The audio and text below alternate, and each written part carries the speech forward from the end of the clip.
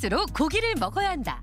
고기의 포화지방산은 체온 유지에 도움을 주고 불포화지방산은 혈액순환을 촉진시키는데 고기 중에서도 소고기는 풍부한 단백질과 함께 8가지 필수 아미노산이 모두 들어있어 겨울철 에너지 공급원으로 제격이다. 게다가 고소한 맛과 감칠맛으로 남녀노소 모두에게 큰 사랑을 받아온 소고기. 오늘 건강밥상에서는 육류 중에서도 귀하신 몸 소고기와 함께한다. 동의보감에 따르면 소고기는 소갈증 및 부종을 낫게 하고 힘줄과 뼈, 허리, 다리가 튼튼하도록 돕습니다. 소고기는 비위를 튼튼하게 해주고 기혈을 보강하며 뼈와 근육을 튼튼하게 해주기 때문에 수술 후 회복이 필요하신 분이나 오랜 질병으로 기력이 쇠약하신 분, 기혈 부족으로 빈혈이 있으신 분들에게 많은 도움이 됩니다. 소고기를 고를 때는 선명한 붉은색의 살결이 곱고 흰색의 지방이 있는 것을 선택하자. 소고기는 단백질이 풍부하여 성장기 어린이와 노약자에게 특히 좋은데요.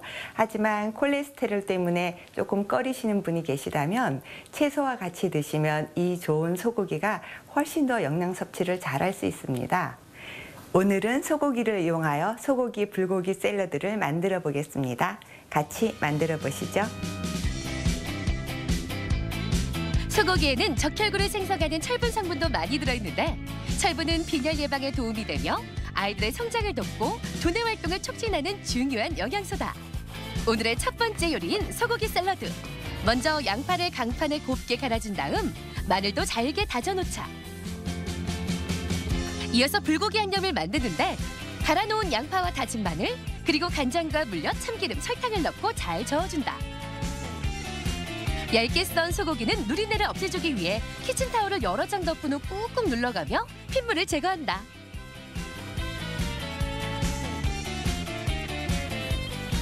간혹 소고기에 누린내가 날 수 있기 때문에요. 핏물을 빼는 게 중요합니다. 덩어리인 고기에는 찬물에 넣고 핏물을 빼지만요. 오늘처럼 불고기 감으로 사갖고 오셨을 경우엔 키친타올로 꼭꼭 눌러서 핏물을 빼주시면 됩니다. 이번엔 소고기를 양념에 재워두는데 한 장 한 장 앞뒤로 양념을 충분히 묻혀놓는다. 불고기와 함께할 샐러드용 채소도 손질하자. 토마토는 얇게 썰고 당근과 양파도 가늘게 채를 썬 다음 찬물에 담갔다 건져놓는데 이렇게 하면 양파의 매운맛도 없애고 채소 특유의 아삭한 식감도 살릴 수 있다. 소고기를 드실 때 양파랑 같이 드시면 좋은데요. 생양파를 드실 땐 맵기 때문에 곱게 채를 썰어서 냉장고에 두었다 꺼내시든지 아니면 얼음물에 두었다 꺼내시면 아삭하고 맵지 않은 양파를 즐기실 수 있습니다. 이제 샐러드 드레싱을 준비하자. 먼저 쪽파를 잘게 다지고 간장과 오일, 설탕, 식초, 통깨, 마늘, 레몬즙을 넣은 후 잘 섞어준다. 재료 준비가 끝났다면 프라이팬에 불고기를 굽자. 양념장에 재워놓은 만큼 타지 않도록 주의하며 구워준 후 한 김 식혀준다. 보통 불고기를 한 덩어리 되게 이렇게 구우시면 보기도 안 좋고 드시기 나쁘거든요. 이렇게 한 장씩 구워 놓으면 보기도 이쁘고요. 채소와 같이 싸 드실 때 예쁘게 잘 싸지고 훨씬 더 맛있습니다. 커다란 접시에 토마토와 채소를 올리고 불고기를 얹은 후 드레싱과 곁들이면 소고기 샐러드 완성! 고소한 풍미가 입안 가득 퍼지는 소고기 샐러드.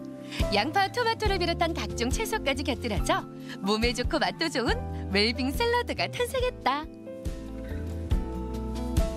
긴 겨울 아이들과 같이 지내시기 힘드시죠? 아이들이 좋아하는 햄버거 엄마가 직접 만들어주시면 더 맛있고 더 영양가도 좋습니다. 오늘 좋은 소고기를 이용하여 소고기 햄버거를 만들어 보겠습니다. 같이 만들어 보시죠. 소고기에는 칼슘과 철분, 나이신이 풍부하게 들어있어 골다공증 예방에 도움을 준다. 또한 소고기에 들어있는 비타민 B2는 지방을 연소하고 위를 튼튼하게 하는 데 효과적이다. 오늘의 두 번째 요리인 소고기 햄버거. 먼저 양파 한 개 중 절반은 채를 썰고 절반은 잘게 다져준다. 그리고 마늘도 으깨서 준비하자. 이어서 패티 반죽을 만드는데 소고기와 돼지고기를 잘게 다져 넣고 다진 마늘과 양파, 간장, 설탕을 넣은 후 치대준다. 소고기 햄버거에 돼지고기를 20% 정도 섞었습니다. 그러면 훨씬 더 부드러운 햄버거가 되고요. 그 속에 양파와 마늘을 다져서 넣으신 후에 오래 주물러 주셔야지 끈기가 생겨서 맛있는 햄버거가 됩니다. 잘 찌된 패티 반죽을 한 덩이씩 쥐고 손바닥으로 굴린 후 둥글 납작하게 빚어준다. 이제 패티를 굽자. 프라이팬을 달군 뒤 기름을 두르고 중약불에서 앞뒤로 노릇하게 패티를 구워준다. 햄버거에 들어갈 소스도 만드는데 돈가스 소스와 물 반컵, 참기름 약간, 그리고 간장과 설탕, 요리술, 마늘을 넣고 잘 저어가며 끓여준다. 오늘 햄버거 소스에는 돈가스 소스를 2큰술 넣습니다. 돈가스 소스가 없으실 경우에는 굴소스를 넣으시면 되고요. 이 소스는 햄버거뿐만 아니라 돈가스나 아니면 햄버거 스테이크나 아니면 고기 찍어 드셔도 맛있습니다. 이제 본격적으로 햄버거를 완성할 차례. 먼저 모닝빵을 반으로 잘라놓자. 그런 다음 빵의 한쪽 면에 마요네즈를 바르고 양상추와 양파, 패티를 차례대로 넣은 후 소스를 패티 위에 골고루 발라준다.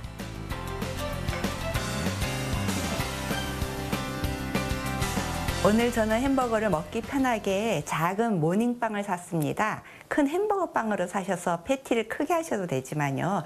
작은 햄버거가 먹기도 편하고요.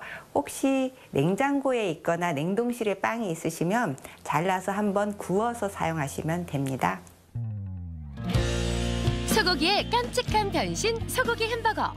부드러운 빵과 고소한 패티, 그리고 달콤한 소스까지 엄마의 사랑과 정성이 한입 가득 담겨있다. 소고기는 철분과 무기질, 비타민 등을 다량 함유하고 있어 빈혈을 예방하는 데 효과적입니다. 특히 소고기 속 비타민 B2, 즉 리보플라빈은 적혈구를 형성하고 신체 면역 체계를 향상하는 데 효과가 있습니다. 뿐만 아니라 소화기 점막을 건강하게 유지시키는 데 도움을 주며 구토를 하거나 설사를 하는 것을 멈추게 하는 효과가 있다고 합니다. 사계절 어느 때나 먹어도 영양 만점이지만 특히 면역력이 약해지는 겨울철이면 더욱더 진가를 발휘하는 소고기. 풍부한 영양의 부드러운 식감으로 구이는 물론 전이나 불고기, 스테이크 등 조리법 또한 무궁무진해 동서양을 넘나들며 큰 사랑을 받아왔는데 추운 겨울 색다른 소고기 요리로 우리 가족의 몸과 마음에 활력을 불어넣어보자. 건강 플러스 인사드립니다. 안녕하세요. 김경섭입니다. 안녕하세요. 임보라입니다. 겨울철 비나 눈이 도로 위에 얇게 얼어붙는 현상을 블랙 아이스라고 하죠. 그런데 이 블랙 아이스 도로뿐만 아니라 인도에도 생길 수가 있어서 낙상 사고로 이어질 수가 있습니다. 맞습니다. 춥다고 주머니에 손을 넣고 걷다 보면 넘어지기가 쉬운데요. 특히 고령이신 분들은 넘어져서 다쳤을 때 후유증이 더 오래 갈 수 있기 때문에 각별한 주의가 필요합니다. 네, 이 겨울철 낙상 사고를 예방하기 위해서는 일단 미끄럽지 않는 신발을 신는 게 중요하겠죠. 그리고 평소보다 보폭은 좁게 천천히 걷는 게 필요합니다. 또한 만약에 낙상 사고가 일어나면은 그 충격을 최소화하기 위해서 낮은 자세로 걷는 것도 필요하겠습니다. 자, 모쪼록 이 낙상 사고의 위험으로부터 벗어나셔서 겨울철 건강 관리 잘 하셨으면 좋겠습니다.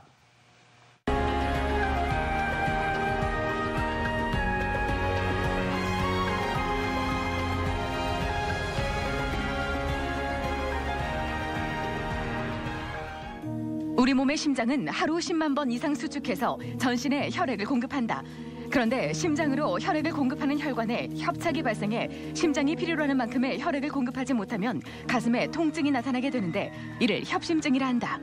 협심증은 저희가 이제 심장에 이제 산소랑 영양분을 공급해주는 이제 심장 혈관이 있는데 그걸 이제 관상동맥이라고 하거든요. 근데 이 관상동맥에 협착이 생겨서 이 피의 흐름에 장애가 생기는 것을 일반적으로 이제 협심증이라고 그렇게 얘기를 합니다. 심장 질환은 치료가 조금만 늦어져도 치명적인 결과를 가져올 수 있다. 특히 협심증은 방치할 경우 급성 심근경색이나 심부전 등으로 발전해 심한 경우 돌연사를 유발할 수 있다. 따라서 증상이 발견되면 가능한 한 빨리 병원을 찾아 치료를 받는 것이 중요한데 오늘 TV 주치에서는 우리 몸속 시한폭탄, 협심증에 대해 자세히 알아본다. 날씨가 추우면 몸이 움츠러들듯 우리의 혈관도 수축한다고 하죠. 그래서 심혈관 질환 발병 위험도 높아지는데 그 심장 질환의 대표적인 것 중에 하나가 바로 협심증 아니겠어요? 맞습니다. 기온차가 큰 겨울철에 아무래도 혈관이 수축하면서 협심증이 발생할 수 있는데요. 뿐만 아니라 당뇨나 고혈압으로 인해서 발생할 수도 있다고 하니까 경각심을 늦춰선 안 되겠습니다. 그렇습니다. 이 협심증을 방치하거나 치료 시기를 놓치면 이게 또 심근경색으로 악화될 수 있다고 하는데 오늘 협심증은 무엇이고 어떻게 대처를 해야 되는지 자세히 살펴보겠습니다. 오늘 도움 말씀을 위해서 가톨릭대학교 대전성모병원 심장내과 김대원 교수 나오셨습니다. 안녕하세요. 안녕하세요. 네, 오늘 주제가 협심증인데 먼저 협심증 같은 심혈관 질환이 겨울철에 많이 발생하지 않습니까? 네. 그 이유부터 짚어보고 오늘 자세한 말씀 나누면 좋겠습니다. 겨울철이 되면 우리가 이제 흔히 교감신경이 이제 활성화되는 이제 시기라고 하겠는데요. 날씨가 이제 춥다 보니까 몸에 이제 교감신경이 이제 활성화가 되고 그것 때문에 2차적으로 이제 심장 혈관이 이제 수축할 수가 있고요. 그러다 보면 이제 심장 맥박이 빨라지거나 그다음 혈압이 상승하고 이처럼 이제 심장에 부담이 되는 상황이 잘 발생하게 됩니다. 또 이제 뇌혈관 질환도 이제 마찬가지인데요. 그러다 보니까 이제 심장이나 이제 뇌에 이제 혈관 질환이 있는 경우에 특히 이 겨울철에 이와 같은 심혈관 질환이 더 많이 발생하게 됩니다. 네. 자, 이 협심증에 대해서 이해를 하려면 협심증이 일어나는 곳인 관상동맥에 대해서 알아볼 필요가 있을 것 같은데요. 좀 소개를 해주실까요? 이 관상동맥은 크게 이제 3개의 혈관이 있다고 저희가 표현을 하는데요. 요 심장에 혈액을 공급해주는 혈관이 관상동맥이라고 합니다. 이 혈관은 이제 심장에 산소도 공급해주고 영양분도 공급해주게 되는데요. 크게는 이제 오른쪽으로 이제 흐르는 오른쪽 관상동맥이 있고 왼쪽으로 흐르는 이 왼쪽 관상동맥이 이렇게 2개가 있습니다. 그래서 총 3개의 관상동맥이 있게 되겠고요. 네, 그렇다면 대표적인 관상동맥 질환으로 꼽히는 이 협심증, 어떤 질환인지 구체적으로 설명을 해주시죠. 관상동맥의 동맥경화라고 해서 이렇게 콜레스테롤의 그 찌꺼기들이 이제 침착이 되면서 이로 인해서 이제 좁아지게 되면 피의 흐름에 장애를 주기 때문에 발생하는 가슴 통증을 말하게 됩니다. 그래서 이런 관상동맥이 협착이 있게 되면 심근으로 가는 혈류가 감소하고 또 산소도 부족하게 되겠죠. 이에 따라서 이제 흉통이 발생하게 되는데요. 이거를 이제 협심증이라고 합니다. 자, 그렇다면 협심증을 일으키는 위험 인자에는 뭐가 있을까요? 네, 협심증의 위험 인자로는 고령인 경우, 그다음 협심증의 가족력이 있는 경우도 영향을 줄 수 있겠고요. 당뇨, 고지혈증, 고혈압, 담배, 비만과 같은 현대 사회에서 이제 흔히 이제 성인병이라고 할 수 있는 그런 질환 혹은 그거를 유발하는 그런 요소들이 이 대표적인 위험 인자라고 하겠습니다. 근데 그 협심증이 있을 때 보통 이 심장과 관련된 질환이기 때문에 흉통, 가슴에 통증이 있지 않을까 이렇게 생각하게 되는데 이 흉통뿐만 아니라 다른 증상도 또 있는 건지 그 증상에 대해서 좀 살펴주시죠. 여기 발생 상황을 보게 되면 운동할 때는 악화되고 쉬면 좋아지는 대표적인 특징인데요. 이것은 이제 심장으로 가는 이 관상동맥에 협착이 있다 보니까 산소와 공급과 수요가 잘 일치하지 않는 불균형적인 상황에서 통증으로 나타나게 됩니다. 그래서 통증은 대표적으로 쥐어짜거나 뭔가 무거운 물건으로 이게 누르는 것처럼 짓누르는 것처럼 뻐근하다고 표현을 많이 하시고요. 이런 통증이 동시에 이제 방사통으로 나타나는 게 또 대표적인 특징입니다. 그래서 턱이나 왼쪽 어깨, 팔 혹은 양쪽 어깨 이런 혹은 등으로 뻗치는 듯한 통증이 동시에 발생한 특징이 있고요. 그리고 협심증은 이제 지속 시간이 1분에서 한 5분 이런 수분 정도로 길지 않게 통증이 발생하게 됩니다. 네. 자, 그런데 가슴이 아프다고 해서 모두 다 협심증인 것은 아닌데요. 그렇다면 이 구별이 필요한 다른 흉통에는 어떤 게 있을까요? 바늘로 찌르는 것처럼 이제 콕콕 쑤신다고 표현하시는 분도 있고요. 그리고 앞가슴 전체가 아니고 특정 부위 한 군데만, 예를 들어서 오른쪽 가슴이 아프다, 그게 또 콕콕 거기가 쑤시는 것처럼, 아니면 옆구리 쪽이 좀 이렇게 콕콕 쑤시거나 아프다고 표현하시는 분도 있고요. 답답하다고 표시하는 분도 있고, 그리고 하루 종일, 그러니까 잠깐 가는 게 아니라 하루 종일 계속 아픈 것 같다고 표현하시는 분도 있고, 또 이제 협심증은 이제 그냥 시간이 지나면 가라앉게 되는데, 요거가 아니라 숨을 크게 들이쉰다든가 이런 어떤 옆으로 몸을 돌린다든가 이럴 때 이제 또 증상이 가라앉는다고 표현하는 분도 있고, 또 휴식 시에 오히려 통증이 가라앉는 게 아니라 발생한다고 표현하는 분도 있는데요. 이런 경우는 이제 협심증이 아닌 다른 질환일 수가 있어서 그에 따른 이제 원인을 좀 찾아볼 필요가 있겠습니다. 네. 근데 그 대부분의 질환들이 세분화하면은 여러 가지 종류로 나뉘는데 이 협심증은 어떻습니까? 네, 협심증은 우선 이 안정형 협심증이라고 하는 방금 말씀드린 그런 양상인데요. 그래서 동맥경화증이 이제 혈관 내에 차곡차곡 이제 침착이 되면서 천천히 쌓이듯이 이렇게 이제 침착이 되다 보면 전형적으로 운동 시에는 통증이 발생하고 쉬면 완화하는 단계를 거치게 됩니다. 불안정형 협심증이 되면 요거는 이제 안정형 협심증과는 달리 급격하게 발생하는 특징이 있습니다. 대부분은 한 달 내에 통증이 발생하게 되고요. 그리고 통증이 빈도와 강도가 점차 세지게 됩니다. 아까는 이제 운동 시에 이제 통증이 발생한다고 그랬는데, 이때는 이제 쉬는 동안에도 흉통이 발생하게 되고요. 이와 같은 양상이 이제 차이가 생기는 것은 이제 안정형 협심증 같은 경우에 동맥경화증 침착에 의해서 점차 이제 쌓인다고 한다면, 불안정형 협심증부터는 이 동맥경화반이 염증에 의해서 이제 터지게 되는 그 파열이 생길 수가 있고요. 이 파열이 생기게 되면서부터 거기에 이제 혈전 같은 게 달라붙을 수가 있는데, 그 정도 차이에 따라서 완전히 막히게 되면 급성 심근경색이라고 하고, 그 정도가 완전히 막힌 건 아니고 좀 어느 정도 적당한 정도로 막히게 되면 저희가 이런 불안정형 협심증이라고 해서 다른 안정형 협심증보다 진행된 협심증이 되게 됩니다. 네. 그러니까 정리하면 쉬면 좀 나아지는 게 안정형 협심증, 그리고 오히려 그 강도가 세기가 더 세지는 게 불안정형 협심증이라고 볼 수 있겠는데요. 안정형 협심증에 대해서 좀 더 사진으로 자세히 소개를 해주실까요? 이 왼쪽 사진은 저희가 단면적으로 잘라본 사진인데, 이 혈관을 이제 동맥경화증 침착에 의해서 이런 식으로 좁아지게 됩니다. 이것을 저희가 관상동맥 혈관 조형술이라고 해서 조형술로 확인해 봤을 때 이 동그라미 표시 안에 있는 것처럼 협착이 생기게 되고요. 그렇지만 이 안정형 협심증 특징은 이 피가 끝까지 이런 식으로 가는 걸 볼 수가 있습니다. 네. 아무튼 그 앞서 혈관이 좁아졌을 땐 협심증, 그리고 그 혈관이 완전히 막혔을 때는 심근경색, 급성 심근경색이 생길 수 있다, 이렇게 말씀을 해주셨는데, 그렇다면 이 협심증과 심근경색 어떤 차이점이 있는지 더 자세히 설명을 해주시죠. 협심증 같은 경우는 아까 말씀드린 것처럼 동맥경화증이 침착되면서 이렇게 동맥경화반이 생기는 게 협심증인데요. 특징적으로 이렇게 안정화돼 있습니다. 이 침착이 되면서 겉에 이런 어떤 막 같은 게 이제 천천히 쌓이게 되고요.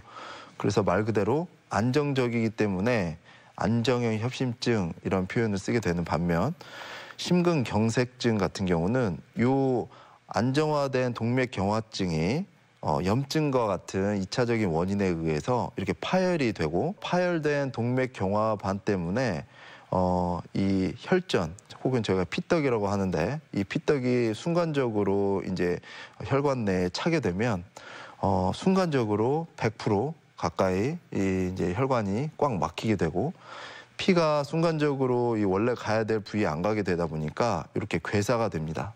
이제 썩는다고 하죠.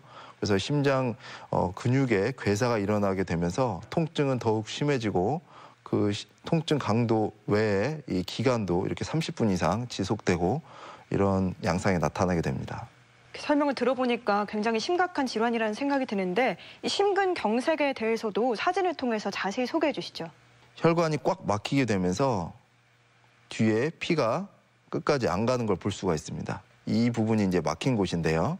이제 스텐트 삽입 시술 후에 이렇게 뒤에 피가 끝까지 가는 걸 볼 수가 있죠. 여기에서 이제 시술 당시에 이제 그 안에 있는 찌꺼기를 이제 끄집어내보면 이와 같은 혈전을 볼 수가 있고요. 급성 심근경색은 이와 같은 혈전을 확인할 수 있다는 특징이 있습니다. 네. 자, 건강 플러스 오늘은 이렇게 협심증에 대해서 알아보고 있는데 이번엔 병원을 직접 찾아가서 협심증 진단법과 치료법에 대해서 살펴보겠습니다. 화면으로 함께 만나보시죠. 협심증은 심장의 혈액 공급이 완전히 차단되는 것이 아니라 혈액이 조금씩 천천히 전달되기 때문에 전조 현상을 쉽게 인지하지 못하는 경우가 많다. 가슴 통증이 있어도 지속 시간이 짧고 활동하는 데 큰 문제가 없어 일시적인 증상으로 오인하기 쉬운 것이다. 어디 불편해서 오셨어요? 가슴이 답답해서요. 주로 어떤 상황에서 아프셨어요? 이렇게 오르막길을 이렇게 조금 올라가다 보면 가슴이 2, 3분 정도 그렇게 아프더라고요. 주로 그 통증이 생기실 때 다른 부위는 안 아프셨어요? 어깨 쪽으로 이렇게 좀 올라오는 것 같아요. 뻐근하게 어깨 쪽으로 올라오고 있습니다. 협심증은 크게 안정형 협심증과 불안정형 협심증으로 나뉜다. 안정형 협심증은 운동을 하거나 계단을 오를 때처럼 평소보다 신체 활동이 많을 때 통증이 나타나는 것을 말하며 불안정형 협심증은 활동량이 많지 않아도 통증이 있고 통증 빈도가 높은 것이 특징이다.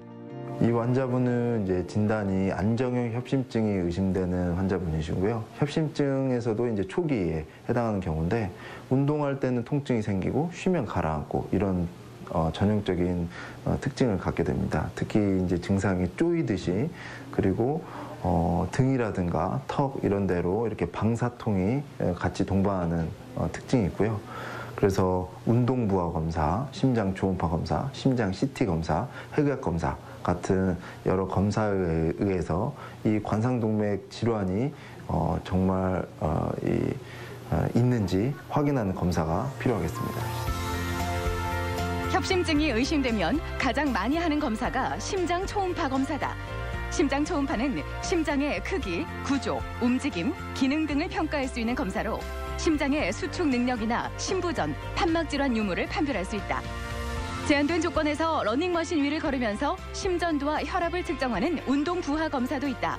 운동 부하 검사는 협심증의 증상이나 징후를 유발하는 스트레스 수준을 알 수 있으며 일반적으로는 잘 나타나지 않는 관상동맥 질환의 위험 인자를 발견할 수도 있다. 하는 게 언제부터 시작하셨어요? 그게 모르는 것도 하나 더 된 건지 하나 된 건지 그렇게 됐을 거예요. 숨 차신 게 걸어가실 때 숨 차셨어요? 아니면은 누워 계실 때 숨 차셨어요? 걸어다니면서 숨 차서 지팽해지고 가글증이 걸어다니고 다 했지. 네, 어르신 다른 데 숨 찬 거 말고 불편하신 건 없으셨어요? 그런 건 없지. 당뇨나 고혈압, 고지혈증과 같은 혈관 질환이 있다면 협심증이 생길 위험도 크다. 또한 협심증 가족력이 있는 경우도 고위험군에 속하며 이럴 경우 눈에 띄는 증상이 없더라도 심장 검사를 정기적으로 받아야 한다. 이 환자분 같은 경우는 이제 협심증 증상이 흉통으로 오신 분은 아니시고요. 이제 숨찬 증상, 호흡곤란으로 내원 한 달 전부터 증상이 생겨서 이제 오신 경우시고요. 이렇게 관상동맥 혈관 질환이 발생하는 경우에 시간이 지나서 심장 기능이 떨어지는 일이 생길 수가 있습니다. 이런 경우는 흉통이 없어도 이 협심증과의 감별을 위해서 이와 같은 혈관 중재술 혹은 관상동맥 혈관 조영술이 필요한 경우가 있겠습니다. 협심증 치료 방법은 크게 세 가지로 분류된다. 협착이 심하지 않은 경우에는 증상을 조절하는 약물 치료를 할 수 있다. 협착이 심해 약물로 증상 조절이 어려우면 관상동맥 조영술로 막힌 혈관을 확인한 뒤 풍선으로 확장하고 스텐트를 삽입하는 시술을 시행할 수 있다. 관상동맥 협착이 전체적으로 심하면 대동맥과 관상동맥을 이어주는 관상동맥 우회수를 고려할 수 있다. 협심증은 이제 그냥 놔두게 되면 이제 흉통이 발생하다 보니까 일상생활에 이제 지장을 줄 수가 있죠. 그래서 힘든 일을 하거나 힘든 운동을 하게 될 때 가슴이 아프게 되면 그것 때문에 지장을 주게 됩니다. 그리고 이제 협심증은 이제 좀 더 관리를 조기에 하지 못할 경우에 2차적으로 이제 불안정의 협심증이나 심근경색증 같이 좀 더 악화된 질환으로 될 수가 있기 때문에 조기에 진단하고 치료하는 것이 중요하겠습니다. 단 한순간도 멈추지 않는 초강력 펌프와도 같은 심장.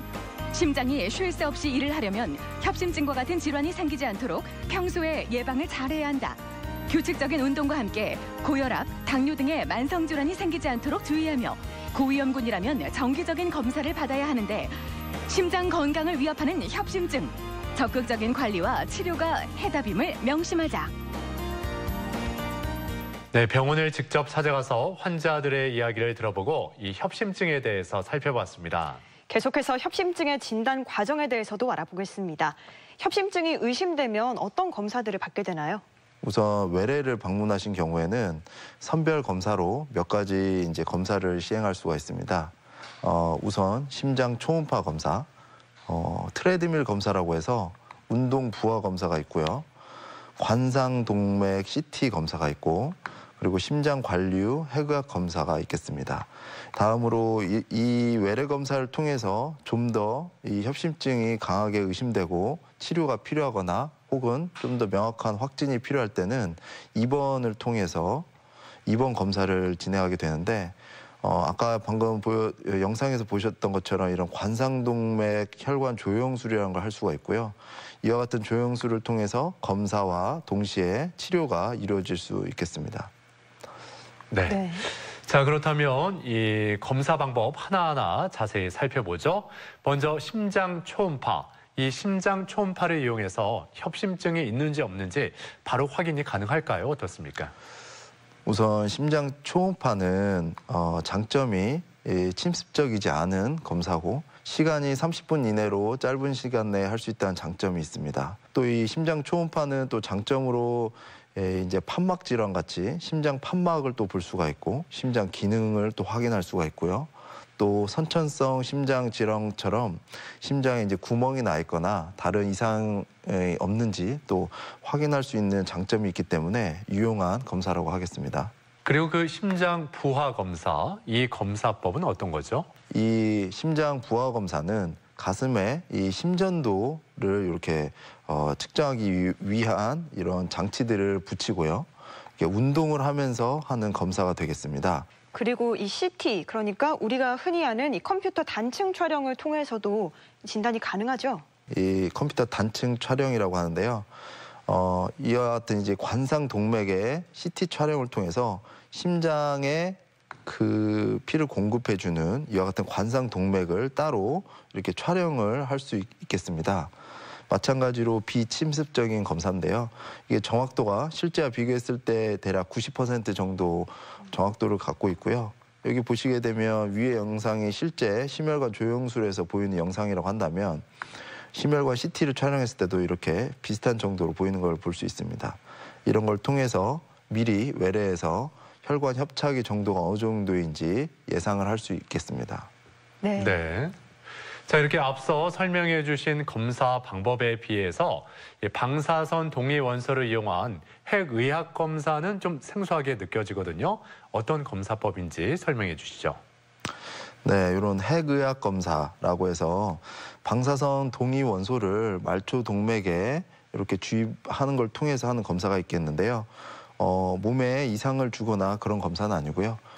특히 심장 쪽에 이 방사선 동위 원소가 잘 가게 하는 효과를 통해서 이 관류 정도를 보는 검사라고 할 수 있습니다.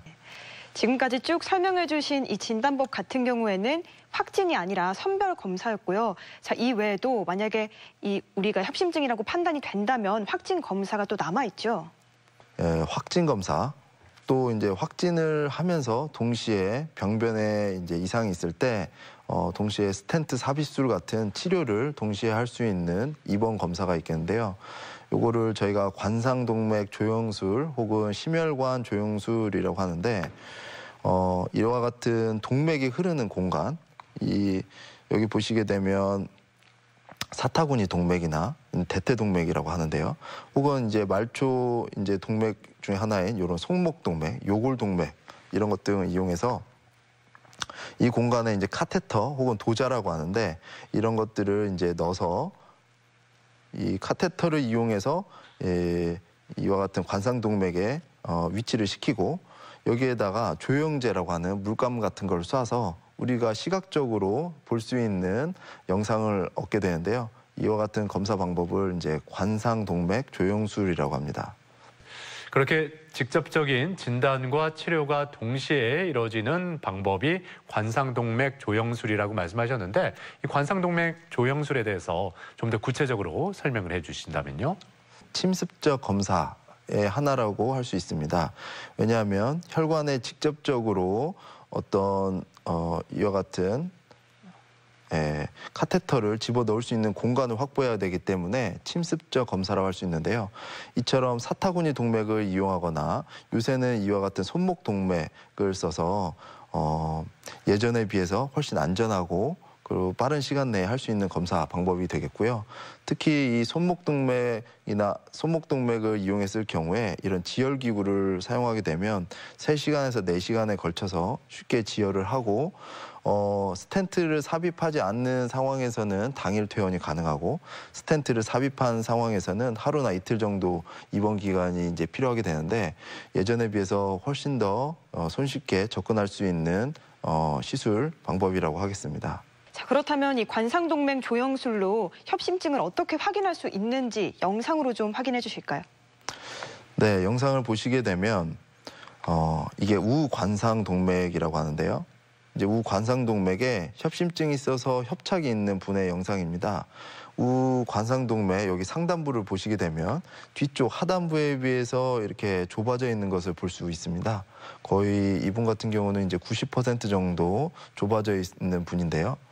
반면에 정상 좌관상동맥을 보시게 되면 이렇게 협착이 없는 정상 소견을 볼 수 있습니다. 이렇게 조영제 이런 물감을 사용해서 눈으로 볼 수 있는 시각적인 영상을 얻을 수가 있고요. 이렇게 얻어진 영상에 대해서 협착의 정도를 확인 후에 거기에 맞는 치료 방법을 선택하게 됩니다. 네. 자, 이렇게 협심증의 진단 과정에 대해서 자세히 살펴봤는데 자, 그렇다면 이제 치료법에 대해서 구체적으로 알아볼까요? 피가 나거나 이럴 때 이제 혈소판들이 이제 거기에 달라붙어서 피떡을 만들게 되는데 그런 피떡을 유발하지 않게 해주는 그런 약제가 되겠고요. 다음으로 이제 고지혈증 약물이 있겠는데요. 이 고지혈증 약물이 이 협심증 치료에서 가장 중요한 약물이 되겠습니다. 자, 그런데 만약에 약물 치료로도 호전이 되지 않는 경우에는 다른 치료법이 있을까요? 스텐트 삽입술이라고 하는데요. 저희가 협착이 있을 때 특히 의미 있는 협착, 저희가 의미 있는 협착은 대개 협착 정도가 70% 이상 좁아진 경우를 말하게 되는데요. 이런 경우 전형적인 흉통이 발생하고 70% 이상의 의미 있는 협착이 있다라고 판단이 되는 경우는 이와 같은 쇠그물망 삽입술을 할 수 있습니다. 이 쇠그물망은 스텐트 안쪽에 이제 풍선이 이런 식으로 이제 같이 붙여져서 나오는데요. 이 협착된 부위를 1차적으로 풍선으로 이렇게 좀 편 다음에 다시 이 쇠그물망을 통해서 이 좁아진 부위를 넓힐 수가 있습니다. 그렇게 하고 쇠그물망은 그대로 그 자리에 위치를 시키고요.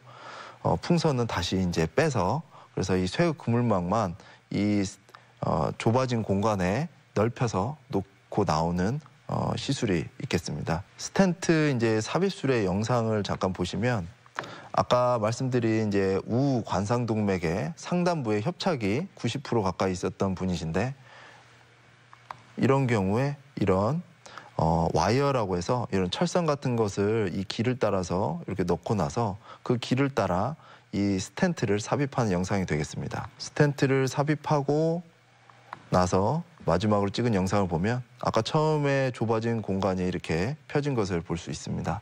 자, 그런데 만약에 이 스텐트 삽입술로도 이 협심증이 나아지지 않을 것 같다라는 환자 분명히 있을 수 있죠. 그랬을 때는 어떻게 해야 되는지 궁금합니다. 네, 그 다음으로 이제 시술 외에 저희가 치료 방법의 하나로 수술이 있겠습니다. 관상동맥 우회술이라고 하는데요. 여기 보시게 되면 자기 혈관을 이렇게 이식을 통해서 이런 대동맥과 이 좁아져 있는 부위를 우회해서 이렇게 혈관을 붙일 수 있게 됩니다. 특수한 몇 가지 상황의 경우에서는 이 우회술이 아직 결과가 임상 결과가 이 스텐트 삽입술보다 좋다라고 알려져 있는데요.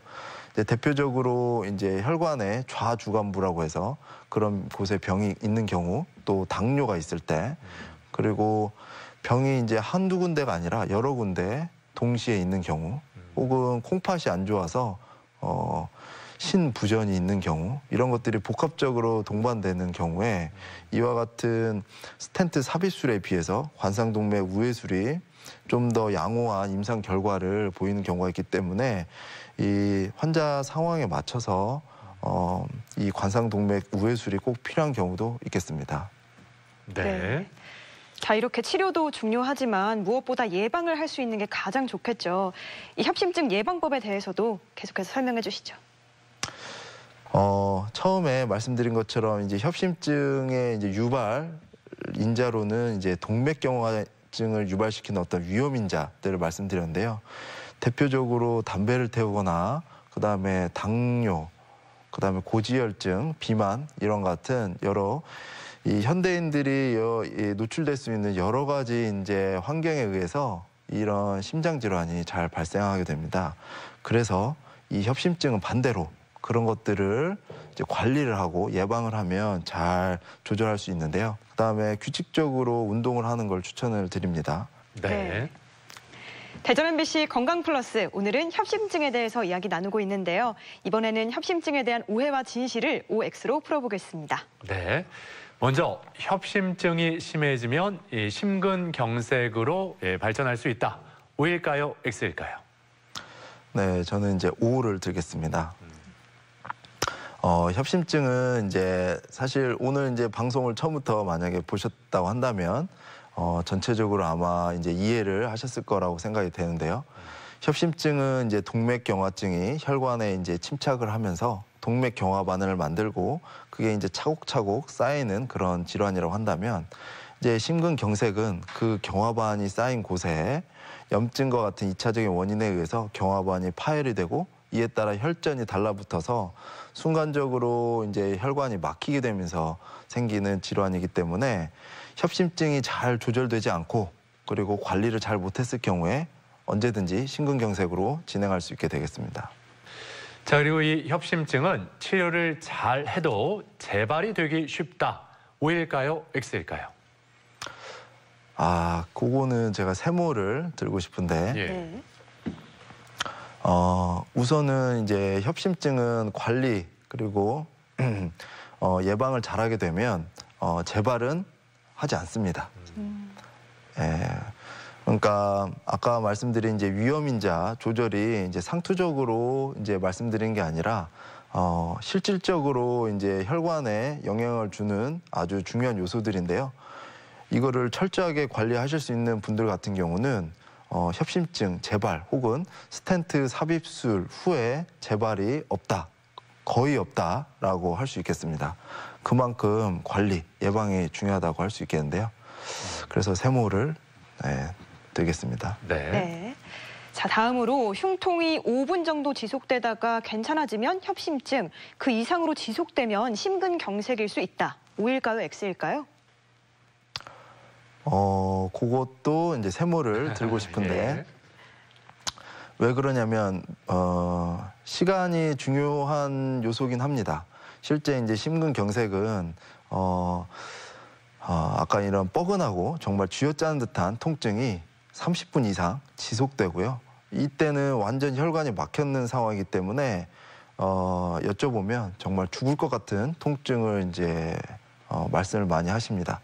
그래서 식은땀이 정말 가만히 있어도 동반될 정도로 그런 이제 으스스한 한기를 느낀다고 표현을 하는데요. 그 정도의 통증이 이제 유발되는 게 이제 심근경색이고요.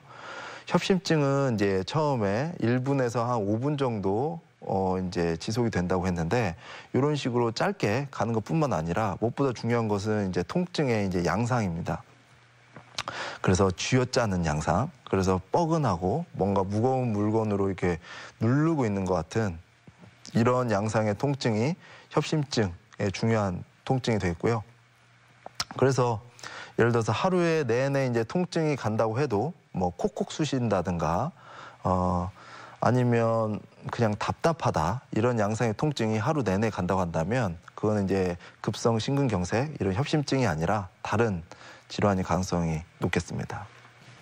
자, 이렇게 협심증에 대한 오해와 진실을 OX로 풀어봤는데요. 계속해서 시청자 여러분의 궁금증도 하나씩 풀어보겠습니다. 평소에는 전혀 통증이 없는데 심한 스트레스를 받을 때 가슴이 뻐근하고 술 마신 다음 날 새벽에 가슴이 쥐어짜듯이 아파요. 혹시 심장질환을 의심해야 할까요? 네, 이렇게 특정한 경우에만 이 심장에 어떤 통증이 있을 때, 가슴 통증이 있을 때 심장 질환을 의심해 볼 필요가 있는지 어떻게 봐야 될까요?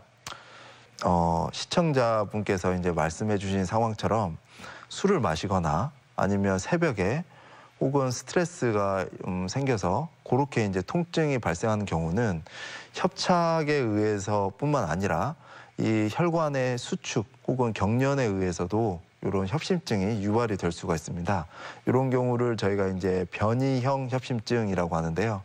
이와 같은 이제 협심증은 침착이 없는데도 불구하고 어떤 특정한 유발 인자에 의해서 협심증의 증상이 발생하는 경우가 되겠는데요.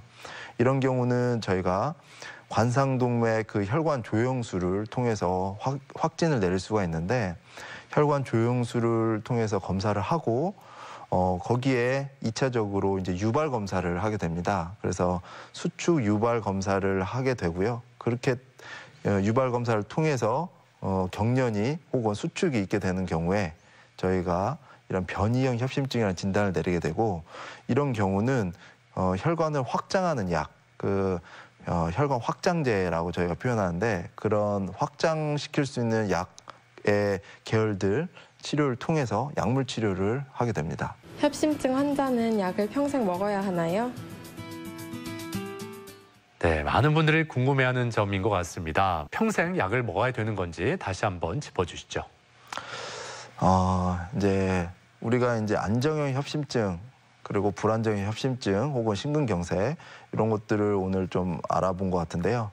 그래서 안정형 협심증 같이 우리가 관상동맥의 협착이 확인된 경우는 아까 말씀드린 것처럼 고지혈증 약물이 무엇보다 중요한 약물이 되겠고 그런 경우는 이제 저희가 평생 이런 경우는 약을 복용하는 것이 좋겠다. 그리고 이제 스텐트를 삽입한 경우 같은 경우 같이 이물질이 들어가 있는 상황에서는 아스피린과 같은 항혈소판제 역시 평생 복용해야 된다.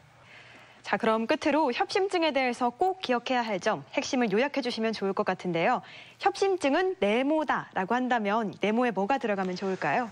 저는 협심증은 관리가 중요하다라고 말씀드리고 싶습니다.